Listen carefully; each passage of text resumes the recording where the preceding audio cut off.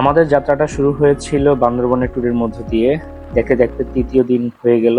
আমরা এখন যাচ্ছি আজকে বান্দরবন থেকে রাঙামাটিতে। এর আগের ভিডিওতে আপনারা দেখেছেন আমরা রাঙ্গুনিয়া হয়ে কাপ্তাই লেক দিয়ে রাঙামাটির দিকে প্রবেশ করছি। এখন দুপুর গড়িয়ে বিকেল হতে চলেছে, আমরা এখনো দুপুরের খাবার খেতে পারিনি। তো কাপ্তাই গিয়ে আমরা দুপুরের খাবার খাবো। আশেপাশের রাস্তার সিনারিওটা অসাধারণ, কারণ দুই পাশে সবুজ পাহাড়, মাঝখান দিয়ে চলেছে রাস্তা এবং এই রাস্তায় খুব একটা যানবাহন না থাকায় গাড়ি রাইড করতে খুবই আরাম লাগছে।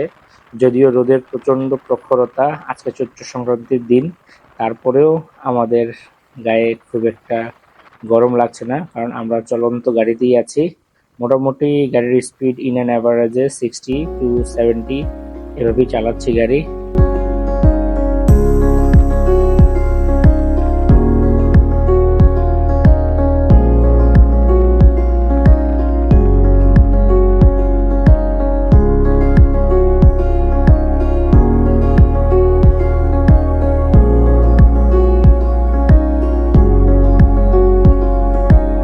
আমরা চলে এসেছি কাপ্তাইতে।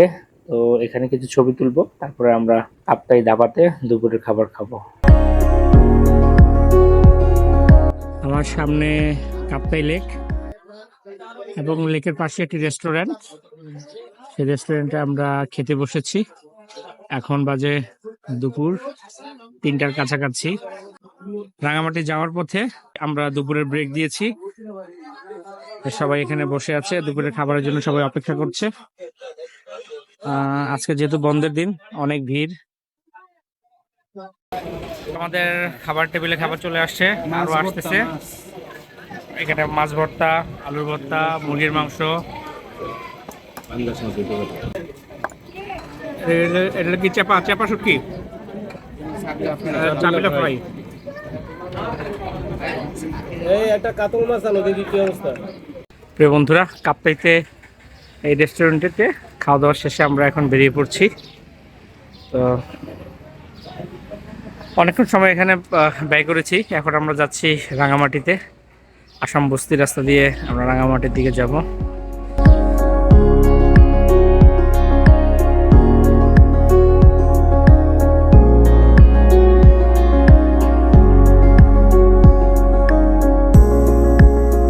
দুপুরের লাঞ্চ করার পরে আসলে প্রচন্ড রকম ঘুম পাচ্ছে। মানে একদম মনে হচ্ছে না যে বাইক রাইড করি, কারণ আজকে খুব সকাল সকাল ঘুম থেকে উঠেছি। সেই 6টা বাজে ঘুম থেকে উঠেছি, তারপর থেকেই তো ট্যুরের ভেতরেই আছি। গাড়ি চালাতে চালাতে একটা কথা বারবার মনে পড়ছে যে আল্লাহর দুনিয়া কত সুন্দর। বাংলাদেশটা আসলে অসাধারণ সুন্দর। আমরা হয়তো অনেকেই দেখি না বা জানি না বলে আমরা বুঝতে পারি না আমাদের দেশটা আসলে কত সুন্দর। এখানে ছোট ছোট জায়গা ছড়িয়ে ছিটিয়ে আছে অনেক ন্যাচারাল বিউটি, যেগুলোকে আমরা কখনোই নিজ চোখে উদ্ঘাটন করতে পারি না। রবীন্দ্রনাথের সেই কবিতার মতো, বহু ক্রোশ দূরে বহু ব্যয় করে দেখিতে গিয়াছি পর্বতমালা, দেখিয়াছি সিন্ধু, দেখা হয় নাই চক্ষু মেলিয়া, ঘর হতে দুপা ফেলিয়া, একটি ধানের শিশির উপরে একটি শিশির বিন্দু। রাস্তাগুলো নিরবিচ্ছিন্ন সুন্দর। বান্দরবনে ঢোকার সময় যে রাস্তাগুলো যেই রকম ভাঙা ছিল, এখানে রাস্তাগুলো মোটেই ভাঙা না এবং রাস্তাটা অসাধারণ সুন্দর। আমার মনে হয় বাংলাদেশের পাহাড়ি রাস্তাগুলোর মধ্যে এটাই সবচেয়ে সুন্দর রাস্তা। মানে এত স্মুথ, এখানে তেমন কোনো রাস্তা মোটেও ভাঙা নেই এবং যথেষ্ট ভালো লাগছে এখানে বাইক রাইড করতে।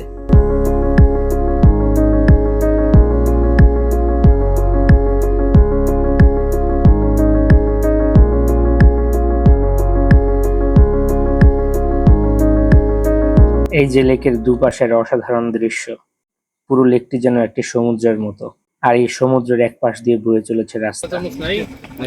প্রিয় বন্ধুরা, আমরা এই যে পাহাড়ি ঝুমের আনারস নিচ্ছি। একদম লেকের সাথে বসে আনারস খাওয়ার মজাই আলাদা। প্রোগ্রাম হচ্ছে যে ঘরে ঘরে যার যেখানে ইচ্ছা ওখানে ঘুরে বেড়ায়। কোনো এই প্রোগ্রাম নাই। প্রোগ্রাম তো বিজুরা শেষ হয়ে গেছে। সাংরাই কারণ আজকে এখন থেকে রাত 10টা পর্যন্ত কি কি অনুষ্ঠান আছে তাই বলো? অনুষ্ঠান হচ্ছে যে এখানে হচ্ছে যে খাওয়া দাওয়া, খাদন তো এটা মানে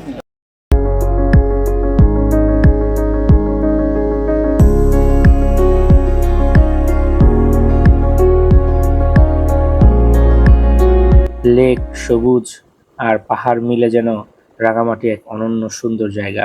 আসলে এক একটি জেলা থেকে আসলে বিশেষ থেকে বিশেষগত কারণে অনন্য এবং অসাধারণ। আপনি পার্বত্য অঞ্চলের কোনো জেলাকেই কোনো জেলার উপরে রাখতে পারবেন না। এখানে প্রত্যেকটা জায়গা এক অনন্য সুন্দর। এখানে প্রত্যেকটা জায়গার মধ্যেই একটা আলাদা বৈশিষ্ট্য রয়েছে, যেটা তার নিজ নিজ জেলাকে রিপ্রেজেন্ট করে। এখানকার মানুষের কৃষ্টি, কালচার, এখানকার মানুষের আতিথেয়তা অসাধারণ।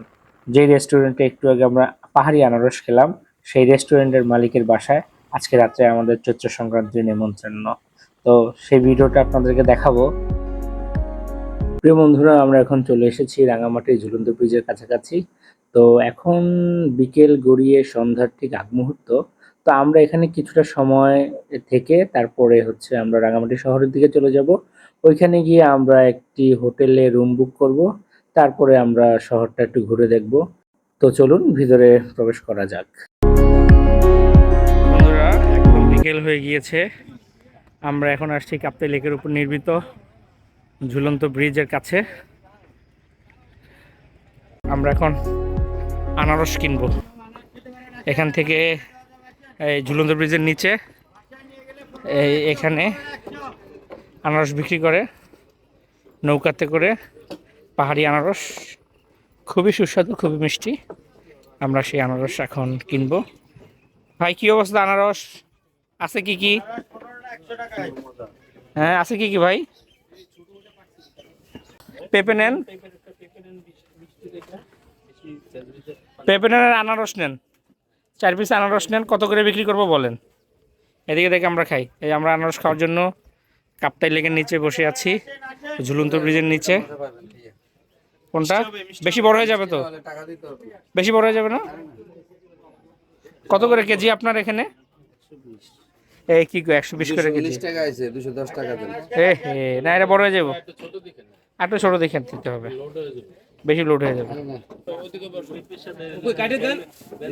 আমার কাছে আছে ওই যে এর থেকে ডবল 12টা 100 টাকা। এটা 15 টাকা দিতে। 15 টাকা যেগুলো চলতে পারবেন আপনি নিয়ে বাসায় নে, যার যেরকম ভালো লাগে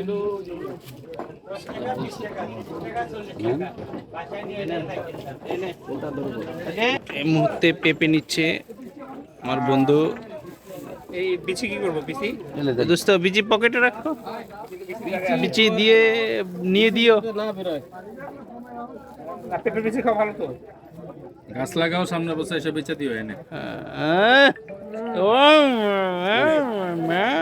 দোস্ত আমার হাতে এটা ধরাই দিয়ে তুমি কবাই দিচ্ছ।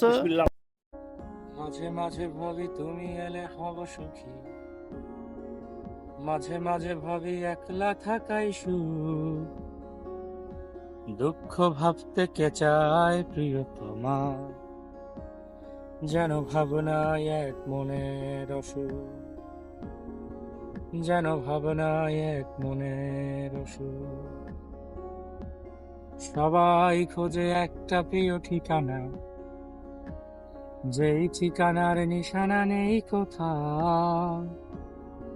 সব পাখি তবু ফিরে যায় নিরে, নির্হারা তুমি কোন বেদনা ওরা,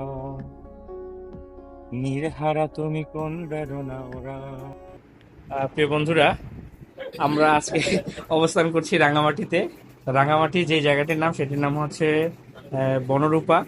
তো বনরূপা বাজারের পাশেই এক দাদার বাড়িতে আমরা আজকে আসছি চৈত্র সংক্রান্তির দাওয়াত খাওয়ার জন্য। তো দাদা আমাদেরকে মানে আমরা আসবো বলে উনি আমাদের জন্য এলাহি কাণ্ড করেছেন। এই দেখেন কত কিছুর আয়োজন করেছেন। এটা হচ্ছে তরমুজ, জিলাপি, মিষ্টি, এটা কি চনা, এটা হচ্ছে চাটনি, এটা হচ্ছে ফল, এটার নাম হচ্ছে পাচং, পাচং, ডিম, কোক, ঠান্ডা পানি, এখানে হচ্ছে মুরগির মাংস। মুরগির মাংস এটা না অন্য কিছু? মুরগির মাংস। মোটামুটি মানে এলাহি কাণ্ড আর কি। তো দাদার সাথে একটু পরে আপনাদের পরিচয় করে দিব। আসলে দাদার সাথে আমাদের পরিচয় হয়েছে অনলাইনে।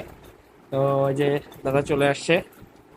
দাদা, দাদা কি অবস্থা? দাদা একটি ব্যাংকে আছে, পল্লী সঞ্চয় ব্যাংক। তো আমাদের সবাই এখানে মোটামুটি আসছে। হ্যাঁ, প্রায় আইসা ওখানে আমরা স্টে করি, ওখানে খাওয়া দাওয়া করি। এবারও খাইছি, মানে ওটা আমরা সবসময় ওখানে খাওয়া দাওয়া করি। ও আচ্ছা, আসলে আমার ওয়াইফের, আমি তো চাকরি করি। আচ্ছা আচ্ছা আচ্ছা আচ্ছা সহযোগিতা। আচ্ছা আচ্ছা দাদা, দাদার নামটা আবার একটু বলেন। আমার নাম হচ্ছে বিটু দেওয়ান। মিঠু দেওয়ান না? ওকে ওকে ওকে, ঠিক আছে। ওকে ওকে সব দেওয়ান না? আচ্ছা আচ্ছা আচ্ছা, ওকে ওকে ঠিক আছে। দাদারা এখানে কোন উপজাতি হিসেবে আছেন বা? চাকমা না? আচ্ছা আচ্ছা আচ্ছা, ঠিক আছে ঠিক আছে, ওকে ওকে। ভাই কি অবস্থা, কেমন লাগতেছে? New experience. ওনাদের আনন্দের সাথে কি বলে আনএক্সপেক্টেড, ওনাদের আনন্দের সাথে আমরা ভাগিদার হইলাম আর কি, গেস্ট হিসেবে। হ্যাঁ ঠিক আছে, গত ঠিক 2 আছে। বছর ধরে প্ল্যান করছি দাদা। আসসালামু আলাইকুম প্রিয় বন্ধুরা, গতকালকে দুপুরবেলা আমরা এসেছি রাঙামাটি শহরে। তো কালকে রাঙামাটিতে আমরা রাত্রেবেলা ঘোরাঘুরি করেছি, একটি চাকমা বাড়িতে চৈত্র সংক্রান্তির নিমন্ত্রণ খেয়েছি। তো আজকে আমরা রাঙামাটি শহর থেকে বেরিয়ে চলে যাব খাগড়াছড়ির দিকে। আমাদের দুইটা গ্রুপ আছে, দুইটা গ্রুপ দুই ভাগে ভাগ হয়ে যাবে। আমরা চলে যাব চিটাগংয়ের দিকে, ওনারা চলে যাবে খাগড়াছড়ির দিকে। তো এই রুমে আমরা গতকাল রাতে ছিলাম।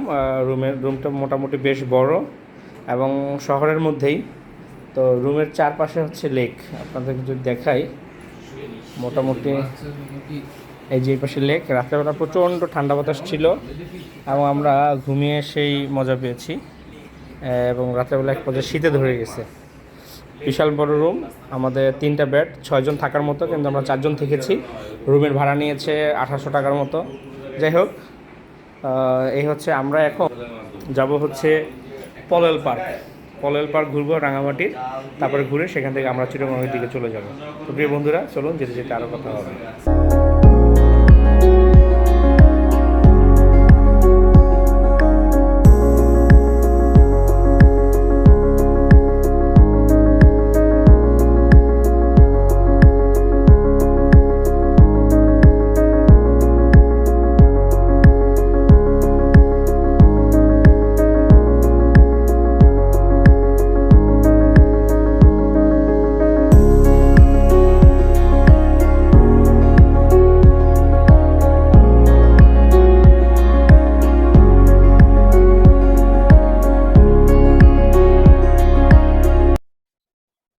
প্রিয় বন্ধুরা, আমরা আছি রাঙামাটি শহরে।